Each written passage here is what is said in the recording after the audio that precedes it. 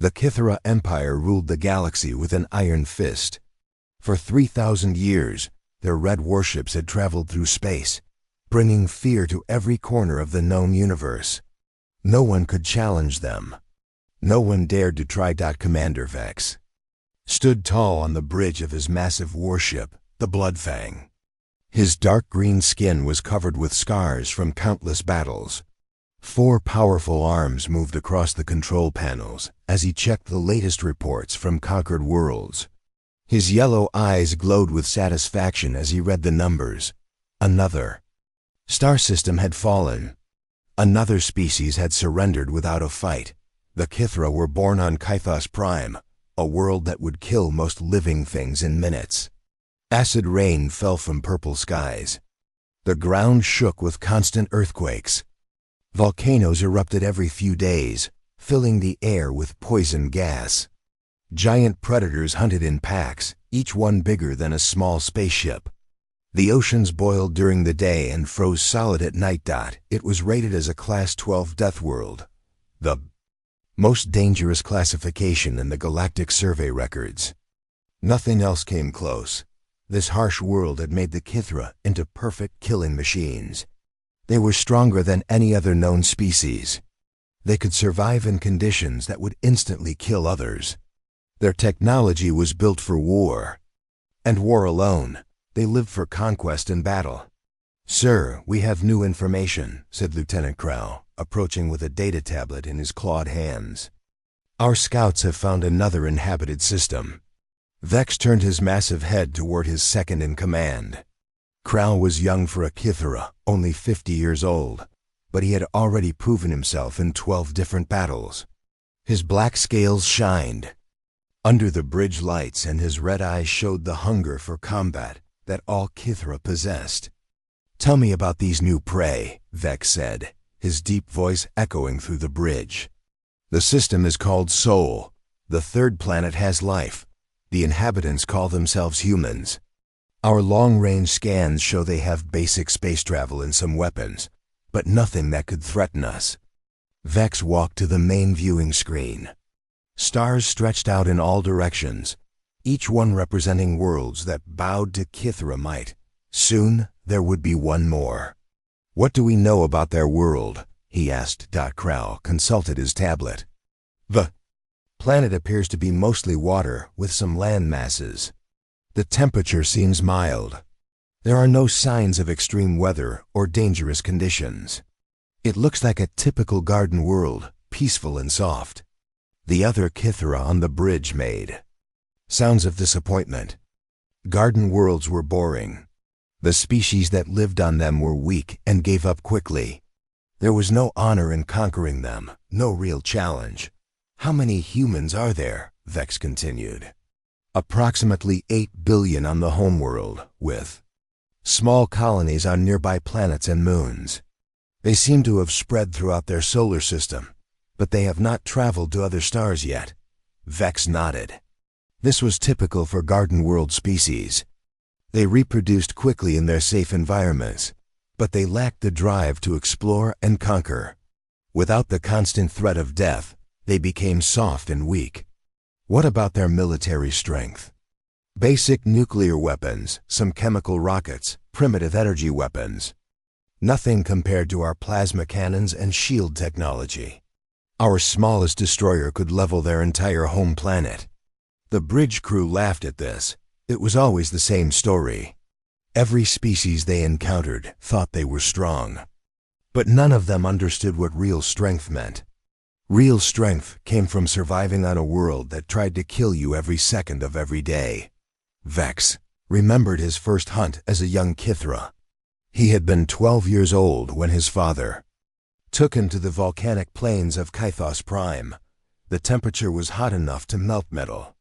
The air was filled with toxic gas. Creatures with razor-sharp claws and acid blood hunted in the shadows.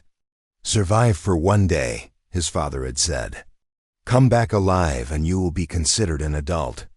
Vex had not only survived, he had killed 3 of the acid blood hunters and brought their heads back as trophies. That was what it meant to be Kythera. That was why they ruled the galaxy. "Sir, should we prepare the fleet for invasion?" Kral asked. Vex considered this. The Kithra had perfected their invasion tactics over centuries of conquest. First, they would position their warships around the target world. Then they would broadcast their terms: immediate surrender or total destruction. Most species chose surrender after seeing the size of the Kithra fleet.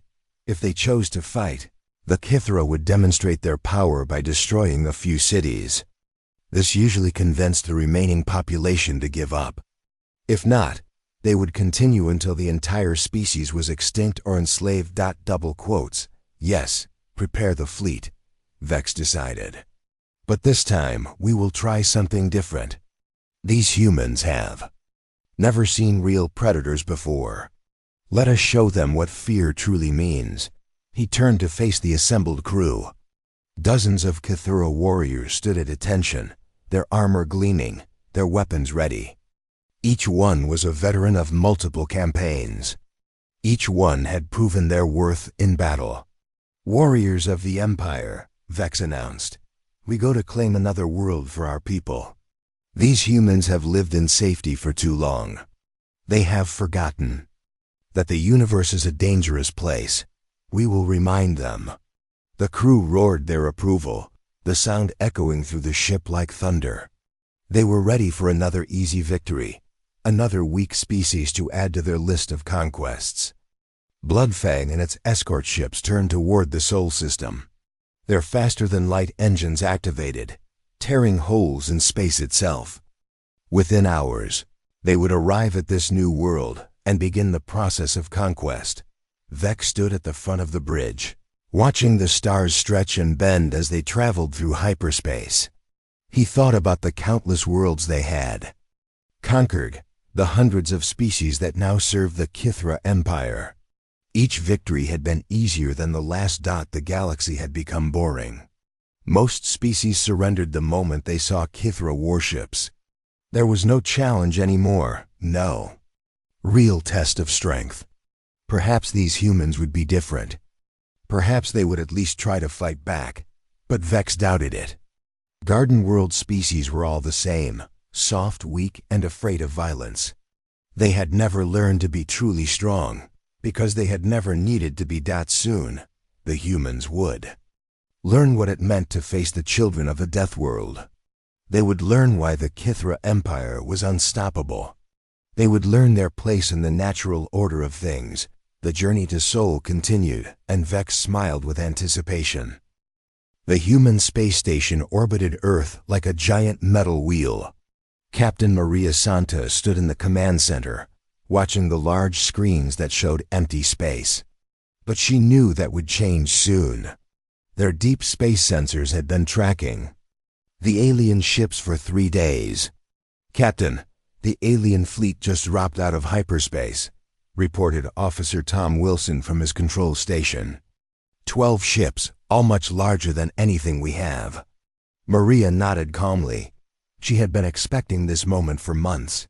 Earth's radio telescopes had picked up signals from other star systems, signals that suddenly went silent. World after world had gone dark. Something was moving through the galaxy, and now it had arrived at Earth. "Any communication attempts?" she asked. "Not yet, Captain. They're just sitting there, probably scanning our defenses." The other humans on the station continued their work without panic. They had trained for this possibility. Humanity had always known that other intelligent life might exist somewhere in the universe. They had also known that first contact might not be friendly. Maria looked at the tactical display. The alien ships were massive, each one 10 times larger than Earth's biggest warships. Their hulls were dark red, almost black, and covered with what looked like weapon ports. These were clearly built for war. "Ma'am, incoming transmission," Wilson announced. "They're broadcasting on multiple frequencies. Put it on screen." The main display flickered and showed the bridge of an alien ship. The creature standing in the center was unlike anything humans had ever seen. It stood over 7 feet tall, with dark green skin covered in scales. 4 muscular arms ended in clawed hands. Its head was reptilian, with glowing yellow eyes and a mouth full of sharp teeth. It spoke. The universal translator struggled to convert the sounds into human language. "Weak humans of the 3rd planet," the alien said in a deep, threatening voice. "I am Commander Vex of the Kithra Empire. Your species has been selected for conquest. You will surrender immediately and submit to our rule. Resist, and we will destroy every living thing on your world." Maria stepped forward so the alien could see her clearly. She was not a large woman, barely 5.5 feet tall, with brown hair tied back in a simple ponytail. Compared to the massive alien commander, she looked tiny and fragile. "Commander Vex," she replied in a steady voice. "I am Captain Maria Santos of the Earth Defense Force. Thank you for the introduction, but I'm afraid we'll have to decline your offer." The alien's eyes narrowed. Behind him, other Kithra warriors moved into view. They were all large and heavily armed, their armor covered with battle scars. "You refuse?" Vex sounded genuinely surprised. "Do you not understand what you face? We are the Kithra, children of the deadliest world in the galaxy. We have conquered over 1,000 star systems. Your peaceful little planet has made you soft and weak. Peaceful little planet?" Maria raised an eyebrow. "Commander, I think there might be some confusion about Earth." On the alien ship, Lieutenant Krell approached his commander with a data tablet. "Sir, our detailed scans of their world are complete. The results are ... unusual." Vex glanced at the tablet, then back at the human captain. "Explain these readings." "Your planet shows signs of massive climate changes, asteroid impacts, and volcanic activity. Yet your species has somehow survived." Maria smiled. It was not a friendly smile. "Commander, let me tell you about Earth. Over the past 2 million years, our planet has gone through multiple ice ages. Temperatures dropped so low that most of the surface was covered with ice several miles thick. My ancestors survived by hunting giant mammals with spears made from sticks and stones." The Kithra on the bridge exchanged glances. This did not sound like a garden world species. 65 million years ago, Maria continued, an asteroid the size of a mountain hit our planet. It caused explosions larger than all our nuclear weapons combined. The impact threw so much dust into the atmosphere that the sun was blocked for years. 90% of all life on Earth died. But life survived, and eventually my species evolved from the survivors. "Impossible," Krell muttered. "No species could survive such catastrophes without advanced technology." "Oh, we're just getting started," Maria said cheerfully. 74,000 years ago, a supervolcano erupted. It was so big that it changed the climate of the entire planet. The human population dropped to maybe 10,000 people. Most species would have gone extinct. She gestured to someone off-screen, and new images appeared on the communication link. They showed humans doing things that made the Kithra stare in disbelief. The first image showed a human diving into freezing water, breaking through a layer of ice. "This is ice swimming. We do it for fun." The next showed a human climbing up a vertical cliff face with no safety equipment. "Free climbing, also for fun." Then came an image of humans running through snow in temperatures far below freezing, wearing almost no clothing. Marathon running in winter conditions. "These must be your warriors," Vex said, trying to understand what he was seeing. "No, these are regular people on vacation," Maria replied. "We call them extreme sports. What you're seeing is how humans relax after work." More images followed. Humans jumping out of aircraft with nothing but pieces of cloth to slow their fall. Humans surfing on waves tall enough to crush buildings. Humans boxing, hitting each other in the face repeatedly, while crowds cheered. "You fight each other for entertainment?" Krell asked, his voice uncertain. "It's called mixed martial arts," Maria explained. We have entire industries built around watching people fight. Sometimes we use weapons, sometimes just our hands. The audience loves it when someone gets knocked unconscious. The Kithra bridge fell silent. They were beginning to realize that their assumptions about humans might be wrong. "Tell me about your world classification," Vex demanded. Maria checked her. Notes: Earth is classified as a Class 13 death world. We had to extend the scale when we started exploring space and realized that most worlds in the galaxy couldn't support complex life. Class 13? Vex repeated. The galactic standard only goes up to Class 12. Yes, we've noticed that. Most alien worlds we've studied would be considered garden paradises by human standards. Very safe, very stable. Must be nice to live somewhere that isn't constantly trying to kill you. On the Kithra ship, the crew was looking at their sensors and computer displays with growing confusion. Their preliminary scans had shown a blue and green world with what appeared to be calm conditions. But the detailed readings were telling a different story.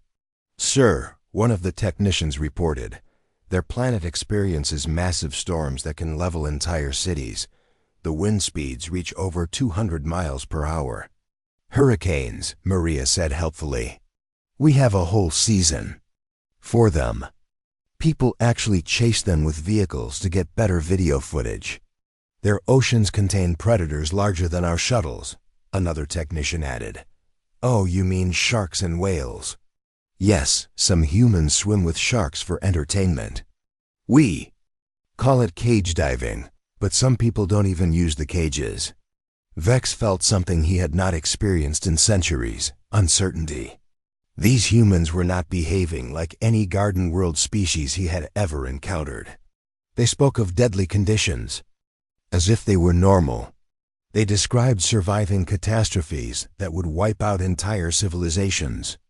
"Surely your military forces are different from your civilians," he said, grasping for familiar ground. Maria's smile widened. "Commander, in human society, everyone is expected to be capable of violence if necessary. Our police officers, firefighters, medical personnel, teachers, farmers, they all receive combat training. We have a saying, an armed society is a polite society. You arm your farmers?" Kral asked in disbelief. "Have to. Earth is full of dangerous animals. Farmers deal with everything from poisonous snakes to bears that can tear apart vehicles. Plus, growing food on Earth requires dealing with droughts, floods, diseases, and insects that can destroy entire crops. It builds character." The communication continued for another hour, with the humans calmly describing their world and culture, while the Kithra struggled to process what they were hearing. Everything they thought they knew about death worlds and strong species was being challenged by these small, seemingly fragile creatures. Finally, Vex ended the communication. He needed time to think, to understand what they were really dealing with. As the screen went dark, he turned to his crew. "Prepare for a closer examination of this system," he ordered. "I want to know everything about these humans before we make our next move." For the first time in his military career, Commander Vex was not certain of victory. Dr. Mark Foster stood in the communication room of the Human Research Station. He was Earth's leading expert on alien biology and survival conditions. The Kithra had requested a detailed briefing about human capabilities, and Foster was more than happy to provide one. On the screen in front of him, the entire Kithra War Council sat around a large metal table.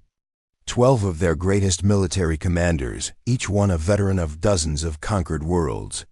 They looked confident and intimidating in their battle armor, but Foster could see uncertainty in their yellow eyes. "Honorable Kithra commanders," Foster began with a friendly smile, "thank you for this opportunity. I understand you want to know more about human survival abilities. I've prepared a comprehensive presentation." Commander Vex leaned forward in his chair. "Dr. Foster, we have heard claims about your species that seem impossible. We need proof." "Of course," Foster replied. "Let's start with something simple." The first image appeared on their screens. It showed a massive hairy creature with curved tusks longer than a HFY warrior was tall. The beast stood in a snowy landscape, surrounded by smaller figures carrying primitive weapons. "This is a woolly mammoth," Foster explained. "They weighed about 6 tons each and lived during one of Earth's ice ages. Humans hunted them to extinction using nothing but sharpened sticks, rocks, and teamwork. The average temperature during this period was 50 degrees below what most alien species consider survivable." Lieutenant Krall shifted uncomfortably in his seat. "Your ancestors used primitive weapons against such large creatures?" "Yes, and we were quite successful. We also ate them, wore their fur for clothing, and used their bones to build shelters. Waste not, want not, as we say." The next image showed a massive explosion visible from space. The blast was so large it covered half a continent. "This is the Toba supervolcano eruption I mentioned earlier," Foster continued. "When it exploded, it released energy equal to several million nuclear bombs. It threw so much ash into the atmosphere that the sun was blocked for 6 years. Global temperatures dropped by 15 degrees. Most plant life died. Most animal species went extinct." The HFY commanders stared at the image. Even their homeworld had never experienced anything on this scale. "How did your species survive?" asked General Tor, an older HFY with scars covering half his face. "Adaptation and stubbornness," Foster answered. "The human population dropped to about 2,000 breeding pairs. We lived in caves, ate whatever we could find, and refused to give up. Some scientists think this event actually made us stronger by forcing us to become more intelligent and cooperative." More images followed. Humans walking across vast deserts where the surface temperature could melt metal. Humans living in Arctic regions where exposed skin would freeze solid in minutes. Humans diving into oceans so deep that the pressure would crush most spaceships. "These are extreme environments," Foster explained. "Humans have learned to live in all of them. We've adapted to survive in conditions that would kill most known alien species instantly." "But surely these are trained specialists," Krall protested. "Elite warriors or scientists," Foster laughed. "Actually, no. Let me show you what regular humans do for entertainment." The next video made several HFY commanders stand up in shock. It showed a human throwing himself off a cliff with nothing but a fabric wing attached to his back. "This is called base jumping," Foster said casually. "The human falls at speeds over 100 miles per hour, then deploys a parachute at the last possible moment. We do this for fun." Another video showed humans climbing vertical ice walls using metal tools. Ice climbing, also recreational. Then came footage of humans swimming in water so cold it was almost freezing. Polar bear swimming. Some people do this every day. The images kept coming. Humans racing vehicles at incredible speeds around dangerous tracks. Humans fighting wild animals with their bare hands. Humans diving from platforms 60 feet above. Water. Humans running marathons through deserts, mountains, and frozen wastelands. "You do all this voluntarily?" General Tor asked, his voice filled with disbelief. "Oh yes.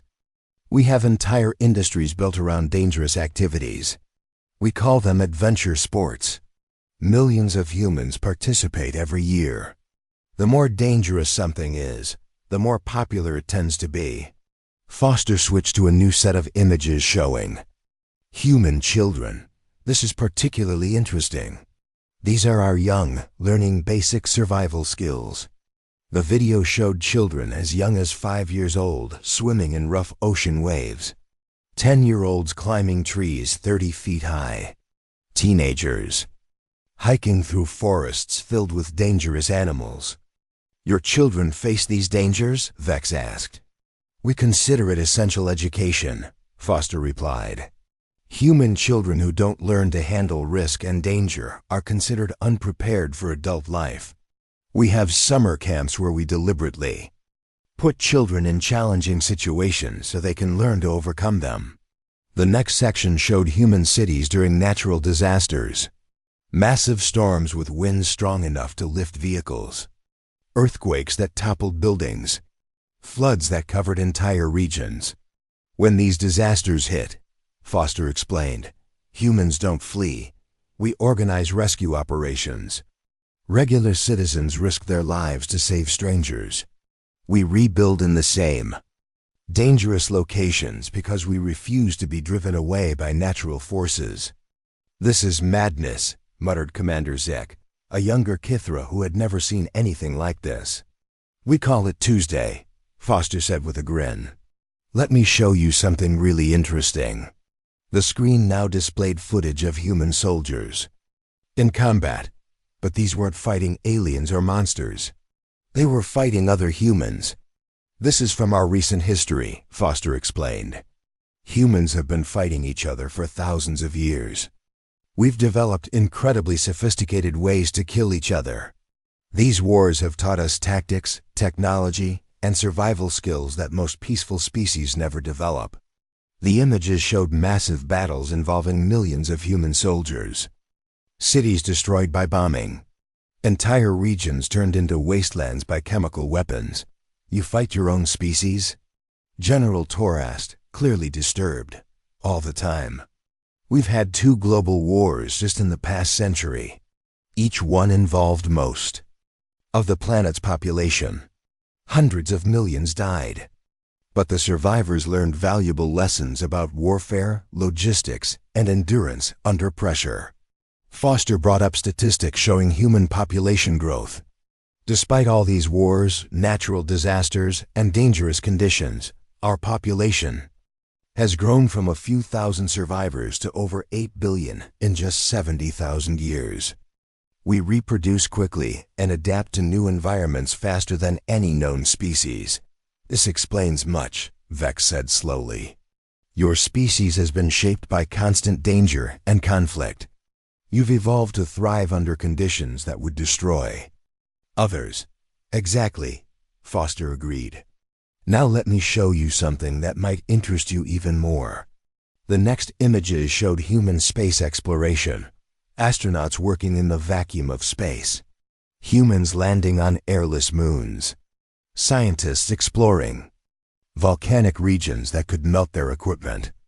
We've been pushing into hostile environments for our entire history, Foster explained. Space is just another dangerous place to explore. Our astronauts regularly work in conditions that would kill them instantly if their equipment failed. They consider it routine. The presentation continued with footage of human extreme sports. People throwing themselves out of aircraft at 30,000 feet. Humans surfing waves 40 feet tall. Rock climbers scaling vertical cliffs without safety ropes. The key thing to understand, Foster concluded, is that none of this seems unusual to us. This is normal human behavior. We actively seek out danger because safe environments make us uncomfortable. We get bored if we're not facing some kind of challenge or threat. The Kithra Council sat in stunned silence. Everything they thought they knew about Deathworld species was being challenged. These humans seemed to be more adapted to dangerous conditions than even the Kithra themselves. What is your planet's official classification in your own records? Vex asked quietly. Foster consulted his notes. Earth rates as a Class 13 Deathworld on our scale. We had to create a new classification level because nothing else in the galaxy comes close to our survival requirements. Class 13, Vex repeated. Our homeworld is rated Class 12, the highest we had ever encountered. Yes, we've studied the Galactic database. Most worlds classified as Deathworlds would be considered vacation resorts by human standards. Very comfortable, very safe. We're honestly puzzled by how other species manage to develop advanced technology without facing constant, life-threatening challenges. The communication link fell silent as the Kithra commanders tried to process this information. For 3,000 years, they had believed they were the ultimate survivors, the strongest species in the galaxy. Now they were learning that somewhere, in a distant solar system, An entire species had evolved under even more extreme conditions. And those humans were waiting for their next move. Commander Vex decided that words were not enough. The Kithra were warriors, and warriors settled disputes through action. If these humans were truly as dangerous as they claimed, they would prove it in battle. If not, they would be conquered like all the others. The first test came at Mining Station Alpha 7, a human facility in the asteroid belt. The station was small and lightly defended, perfect for a quick demonstration of Kithra superiority. Vex sent a boarding party of 12 elite warriors, led by his best soldier, Captain Drex. The Kithra assault ship attached to the station's docking port with a loud crash. Drex and his warriors burst through the airlock in full battle armor, plasma weapons ready. They expected to find terrified humans hiding behind barricades, begging for mercy. Instead, they found one human calmly welding metal plates on the station's hull. The human wore a simple worksuit and safety helmet. He seemed completely unaware that armed aliens had just invaded his station. "Human," Drex roared, pointing his weapon at the worker. "Surrender or die." The human turned off his welding torch and slowly rotated to face them. In the zero gravity of the station, he moved with practiced ease. His name tag read Jack Miller, maintenance engineer. "Sorry, can't do that," Jack said in a conversational tone. "I've got a repair schedule to keep." Union rules, no surrendering during work hours. Drex stared at the human in confusion. This small creature showed no fear, even though 12 heavily armed Kithra warriors were pointing weapons at him. Most species would be paralyzed with terror by now. "You dare refuse?" Drex demanded. "Do you not see our weapons? We can kill you instantly." Jack looked at the plasma rifles with mild interest. "Nice gear, but I've got work to do. This section needs to be repaired before the next supply ship arrives." That was when Drex made his first mistake. He moved closer to grab the human, intending to drag him to the ship as a prisoner. Jack reacted instantly. The welding torch came up in a blazing arc, forcing Drex to jump backward. The intense light temporarily blinded the Kithra's visual sensors. In that moment of confusion, Jack grabbed a fire extinguisher from the wall and sprayed chemical foam across the boarding party. "Safety first," Jack called out cheerfully as the Kithra warriors stumbled around, trying to clear their vision. What followed was a lesson in environmental combat that no Kithra military academy had ever taught. Jack knew every inch of the station, every system, every emergency procedure. He used ventilation shafts to move unseen. He triggered emergency bulkhead closures to separate the warriors. He shut off artificial gravity in sections of the station, leaving the heavily armored Kithra floating helplessly while he moved with zero-G expertise. One by one, the elite warriors found themselves trapped, unconscious, or floating in space. Jack used cutting tools, industrial equipment, and even the station's waste disposal system as weapons. He moved through the station like a predator hunting prey. "The thing about working in space," Jack explained to the last conscious Kithra warrior as he held him over an airlock, "is that everything wants to kill you. Vacuum, radiation, equipment failures, structural collapses. After 20 years out here, fighting aliens is just another Tuesday." Captain Drex, trapped in a maintenance shaft with his armor's power systems disabled, called for emergency evacuation. It was the first time in Kithra history that an elite boarding party had been defeated by a single enemy combatant.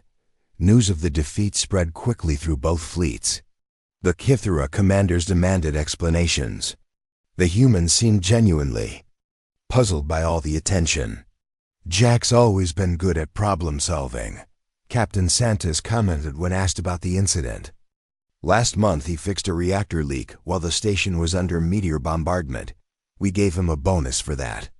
More encounters followed, and each one challenged Kithra assumptions about human capabilities. A farming colony on Europa fought off raiders using agricultural equipment. The farmers treated the attack like a pest control problem, organizing defensive positions with the same efficiency they used for harvest planning. "Locusts, drought, equipment breakdowns, alien invaders," said farmer Pete Williams as he zip-tied. "Unconscious Kithra soldiers. It's all the same problem, something trying to destroy your crops. We've been dealing with this kind of thing for thousands of years." On Mars Station, a group of school teachers organized their students into an effective guerrilla force when Kithra soldiers attempted to take hostages.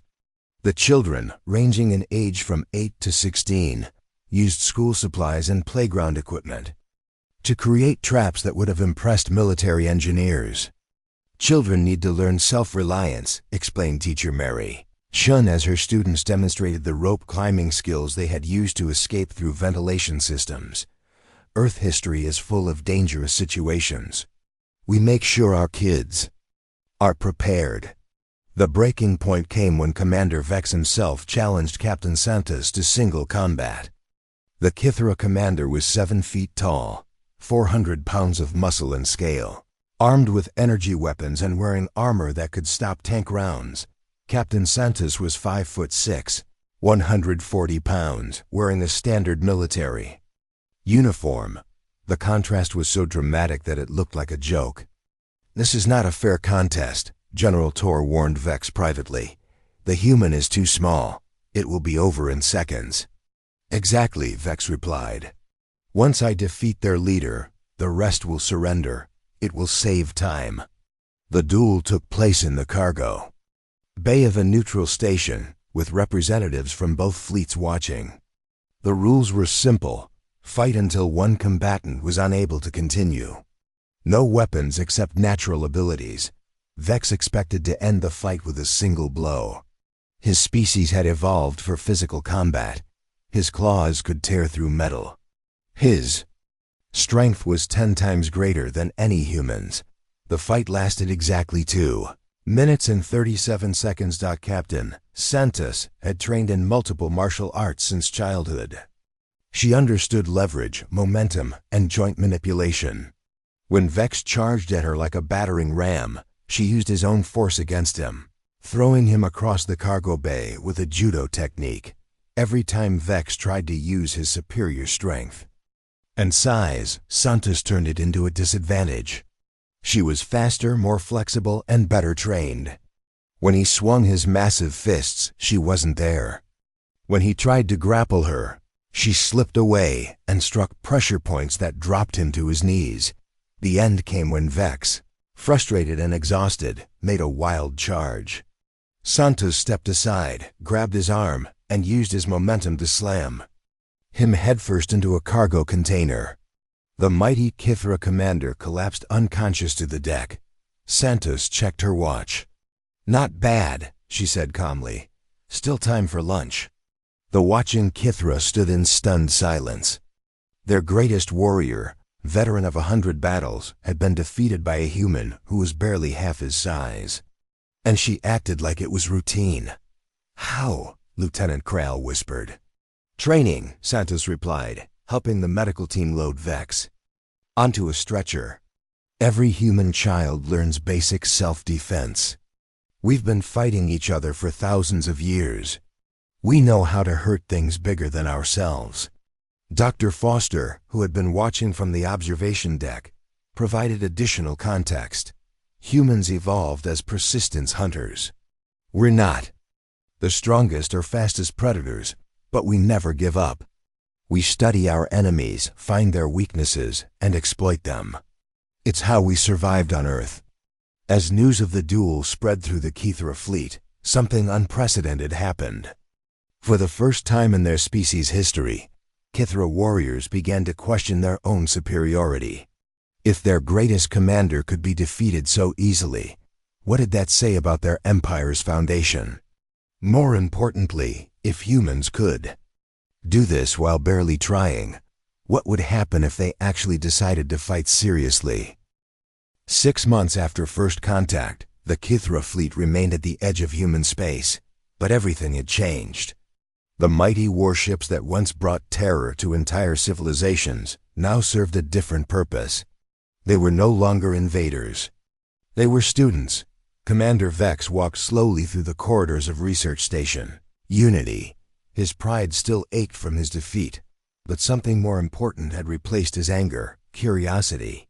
Around him, humans and Kithra worked side by side, sharing knowledge that neither species could have developed alone. The station was a marvel of combined engineering.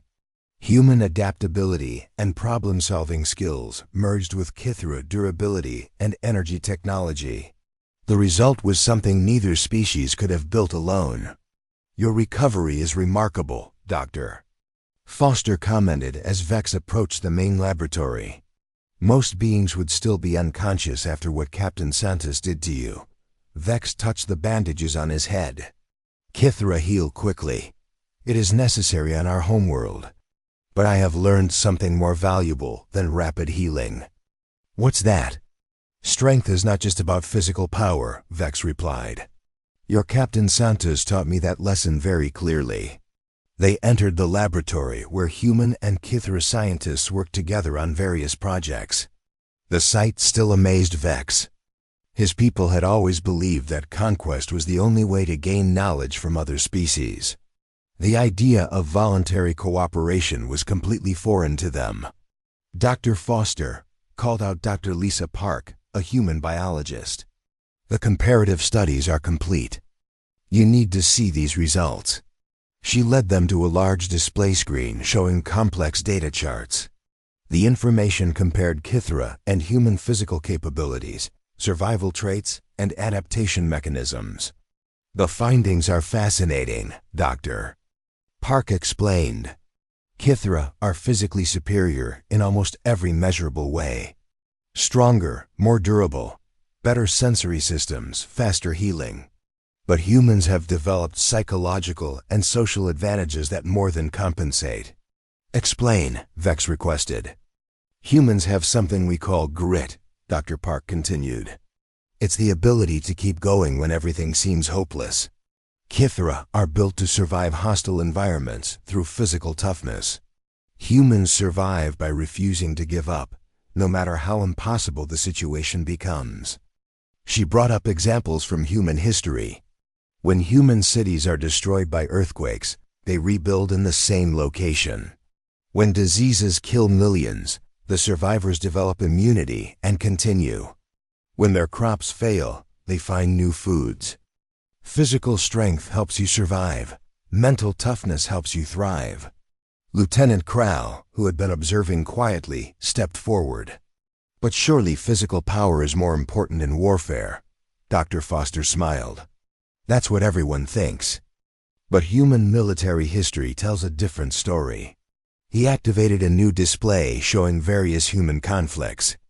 Small human forces have repeatedly defeated much larger enemies through tactics, technology, and sheer determination.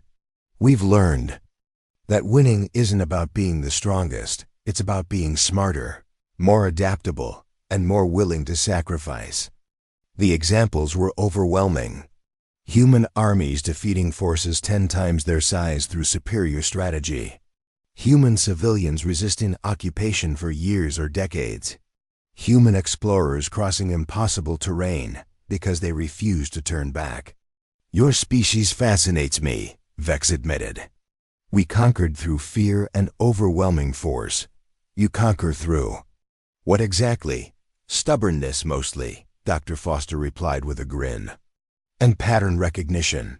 Humans are really good at looking at impossible problems and finding ways to make them merely difficult."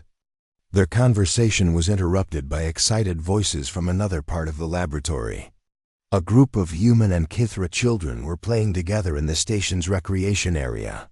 The sight would have been unthinkable 6 months earlier. "Your young adapt quickly," Vex observed. "Children always do," Dr. Foster replied. "They don't have preconceptions about what's possible or impossible. Look at them." A human girl about 10 years old was teaching the young Kithra how to play chess. The alien youth was twice her size, with superior reflexes and processing speed, but he was losing consistently. "Your offspring defeats our children at strategic games," Vex noted. "How is this possible?" Dr. Foster watched the game carefully. She's not trying to overpower the pieces. She's thinking several moves ahead, setting traps, controlling space. Raw intelligence is useful, but strategic thinking is more important.